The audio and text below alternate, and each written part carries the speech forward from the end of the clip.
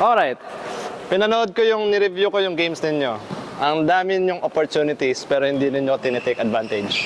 Ano ibig sabihin ng opportunities? Daming pagkakataon. Ang daming pagkakataon pero hindi nyo tinitake advantage. Okay, so yung topic natin ngayon is identifying opportunities. Ano ulit yun? Identify. Baga. Okay?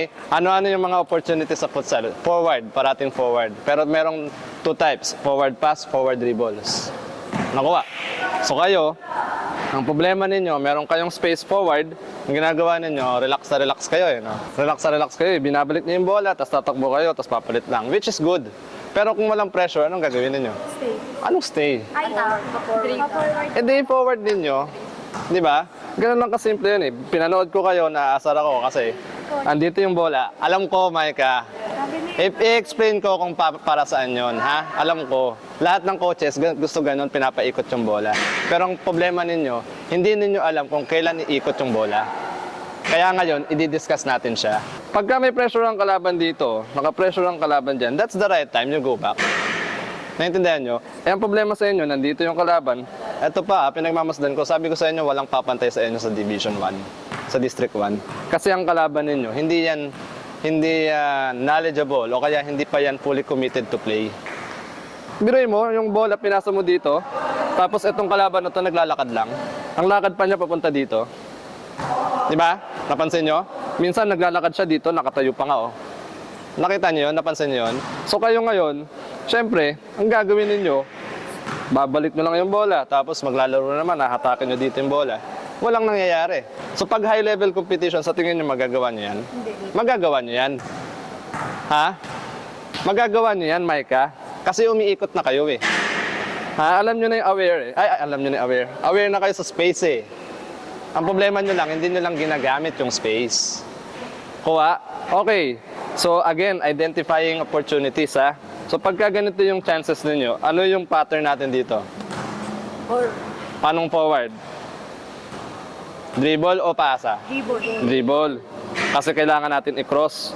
So ngayon, may pattern tayo dito. Anong pattern natin dito pag andito ang bola? Pasaan. Anong gagawin ng number 2? O lalabas. Ang problema ninyo, pumupunta dito ang kalaban, pumupunta dito ang kalaban. O anong ginagawa ninyo? Binabalik nyo na naman yung bola. Anong gagawin nyo? Nag-touch na siya. Open yung bike. Nag-open the I-dribble nyo.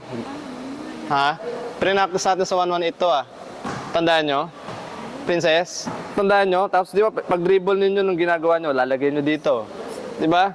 So kayo, hindi nyo ginagamit yan. Wala akong nakitang ganong pattern of movement sa inyo. Hinahanap ko, wala. Okay? So gusto kong makita dinidribble nyo yung bola. Kuha. So kung hindi nyo i-dribble dahil nakasag masyado yung kalaban dyan, edi ito, lumabas. Di ba? Ang problema ito, pagkapasa kasi, yung momentum nyo, gusto nyo na pa ganun eh. Which is correct. Okay? Tapos ito yung bumababa, di ba? Which is correct. Okay lang siya. Pero kung ang kalaban ninyo, lousy, hindi kayo binantayan dito, nakaganyan lang yan, sa tingin nyo gagalaw kayo, Jinky? Ikaw yung madalas ang ganyan eh. Hindi kayo gagalaw dyan kasi lousy na yan eh. Nandiyan lang yan oh. Pag gumalaw ka dyan, edi siniksik mo yung sarili mo dyan. Di ba? So, andyan, o walang pressure, pinasa mo yung bola, anong gagawin mo? Stay ka lang. Kuha. Girls, kung ano yung nangyayari sa futsal, doon sa loob ng court, i-reflect ninyo sa sarili ninyo. Opportunity comes once in a lifetime. Di ba? Kung kayo, pagdating nyo ng grade 10, grade 11 na kayo, may chances na mag-try out kayo sa school. Gigibawin nyo yun? Ha? Hindi, i-grab nyo yun, di ba? O eto ngayon, may space, ginigiveaway ninyo, pinapass back nyo, it shows kung anong karakter meron kayo. Kasi masyado kayong chillax, masyado kayong relax. Oo nga, sinabi natin, wag kayong umiscore ng umiscore. O ganito lang kasimple girls ha, ano yung sinasabi ni Coach Boy? Ipaikutin yung bola. Pinasa, nagganyan sila, o sige, isiksik mo yan, mukha ka ng yan yung sinasabing paikutin yung bola. Pero kapag may chances kayo, pag maluwag, iikutin nyo pa yung bola sa balik. Hindi na. Diba? Kainin nyo siya. Di pag umiscore kayo, di balik ulit kayo sa 0. Ganun lang yung thinking. Kasi kayo, masyado na kayong sa district level, medyo advanced na talaga yung knowledge ninyo. Kuha. Pero it shows kung paano, anong karakter meron kayo. Kung sa tingin nyo, tataas pa kayo. Ano sa tingin ninyo? Kung ganito yung level of thinking ninyo, hindi kayo tataas dyan. Makukulong kayo dito. Sabi ko sa inyo, makukulong kayo dito. Ha? So, kailangan yung kainin yung chances. Take it, grab it. Okay? Pero, sige. Ang first, nakita niyo yung goal na yan? Ang first drill muna natin, goalkeeper, 2. 4 versus 2. Okay, 4 versus 2. 2 kalaban. If you have the chances, score.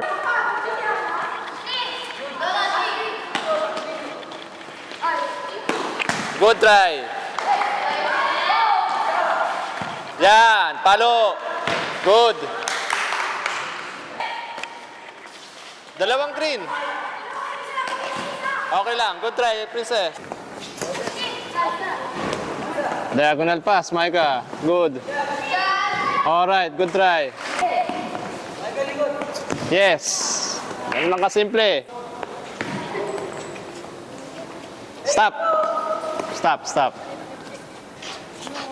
Ano yung nito? Ashley. Shh. Day. Andito si Micah. Saan mo gustong umatake? Sa wing o papunta babalik sa kanya? Saan? Oh.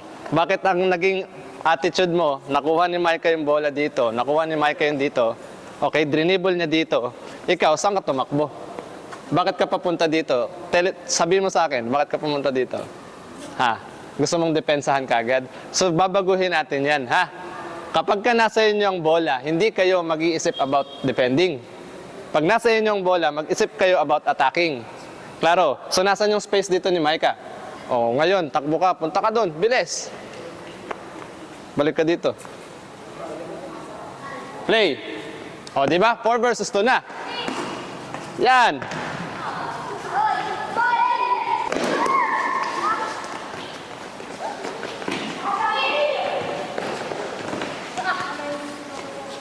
Time. Dynamics.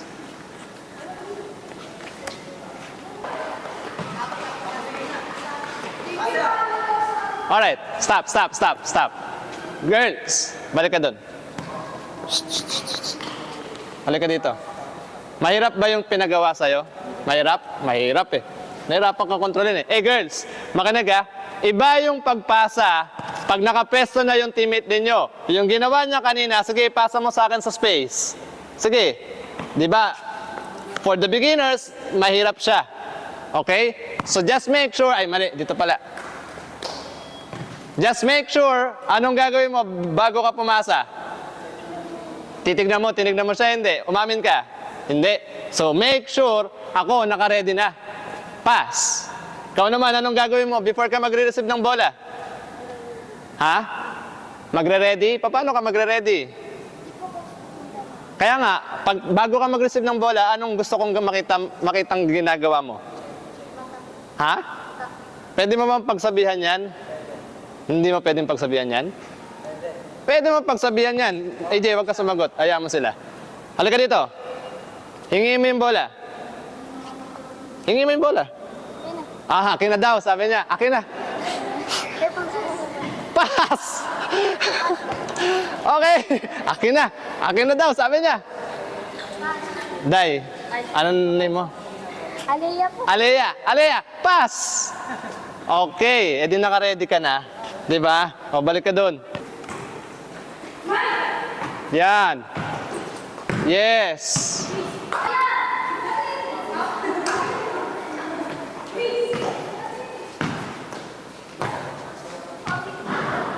Luis, gitna.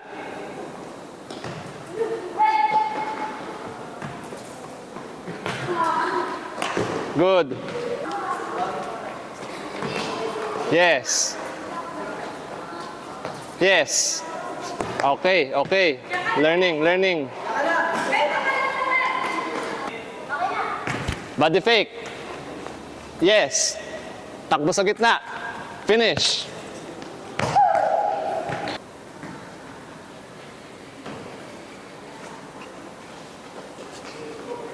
Good.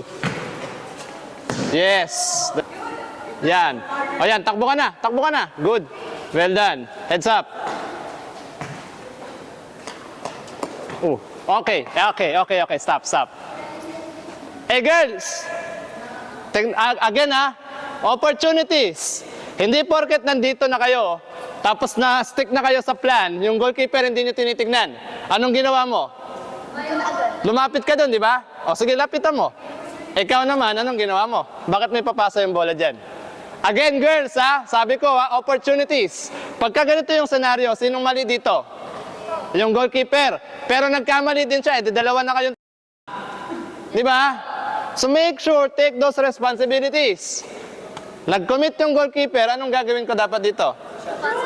Ipasok mo na yung bola sa goal. So paano mo siya gagawin? Tignan mo yung goalkeeper. Kuha, pag nakita mo yung goalkeeper, nag-commit na dyan, take it. Klaro? Okay. Take it. Yan. Yes. Oh.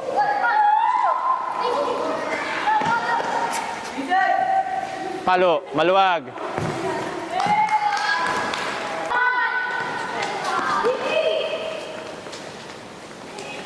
Masakip na, Jinky. Yes! Well done! Yes! Good play, good play.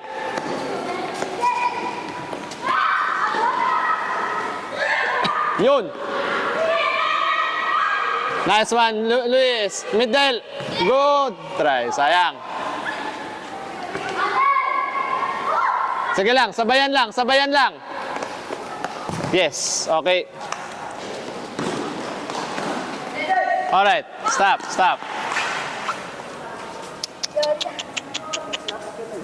Luis. Sino nagbigay sa'yo? Si Juliana. Sino nag-pressure sa kanya? Ikaw? Dalawa. Yun na nga, dalawa, no? Tapos challenge mo pa. Di ba? Ikaw na nagsabi sa akin. So, anong pwede natin gawin? Pass. Sino yung tumakbo sa second post? Okay. Tapos meron sa gitna, di ba? Oh. Anong pwede natin gawin dito?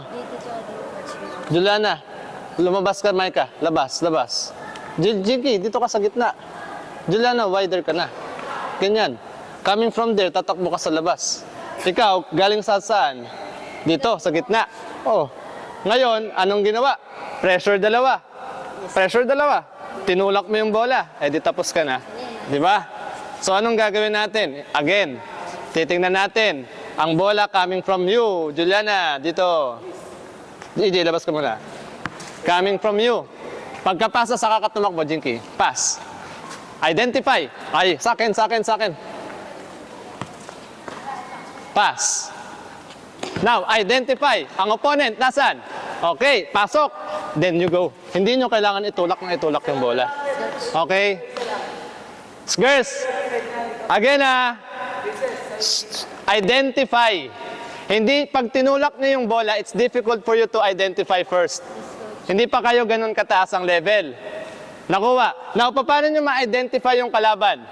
Hold on to the ball. Identify your opponent, check your teammate, and then decide. Again. EJ, dito ka. Hayaan mo muna. Pass. Identify. Good. Yes! Pasok. Okay lang, Jinky. Ganun talaga. Princess. One touch, princess. That's it. Okay, good intention. Palo. Pressure. Okay, time. Good job. How was it? Pagod, hindi? Patay. Yun yung gusto natin ma-achieve for tonight. Yung bawasan nyo yung pass back. So maraming chances, yun nga lang, hindi nyo ma-finish. Okay? So, pa-practicein pa natin siya ng ibang araw. So, ngayon, isang topic lang. Ano yung topic? Take the opportunity. Take the opportunities. Find. Identifying the opportunity. Okay? Take the risk. Ang dami Identifying opportunities. So, yun yung topic. And I'm happy to say na nakita ninyo si ito. So, napunta yung bola kay EJ, tumakbo siya dun sa space. So, yun lang. Simpleng bagay lang Alam nyo, ang futsal, simplified lang yan. Okay? Simplified futsal ang laro lang. Kung titignan ninyo, napakahirap kasi dribble yung iba. Yes, equip kayo to dribble. Magagaling kayo mag-dribble Okay? Yun nga lang, dagdagan nyo pa. Ha? Mag-practice pa kayo ng basic para makasabay kayo. Okay? yung tinitignan natin dito, every training session, ang gusto ko yung perceptions ninyo. Ano ibig sabihin ng perceptions? Perceptions? Yes. Mga... How you understand the game. Well, ganito lang ha, tatanungin ko kayo ha, sagot kayo ha. Hindi na. Sagot kayo. Ha? Kaya nyo bang sumagot? Uy, anong AB? Kaya mong sumagot? Kakayanin. Kaya mong sumagot? Kaya mong sumagot? Okay. So, ano yung pwede nyong maging role in this team? Defender. Sagot, sabi mo kakayanin. Ikaw muna. Pag-isipin mo muna natin ito. Ano yung pwede mo maging role for this team? Isipin mo pa? Okay, anyway, sige lang. I'll leave that question to you. Pwedeng sabihin mong specific position nyo. Okay? Pwedeng specific position. Pero yung role na gusto kong makita sa inyo, yung ambag ninyo sa buong team. Okay? Kasi, girls, sumali kayo sa winning team. Champion team yung sinalihan ninyo. Ha? Umaabot ng NCR yan. Nakuha nyo? So yung demand sa beginners, kailangan umaangat kayo every competitions. Kailan kayo naglaro ng NCR? Last year. Before that, naglaro kayo NCR? Yes. Di ba? So may kultura kayong inaangat. Okay, being part of the team, maybe it's an obligation, but it's a privilege. Gusto nyo pa bang ituloy? O, yan. Okay ha? Nagkakasundo tayo ha? Siyempre,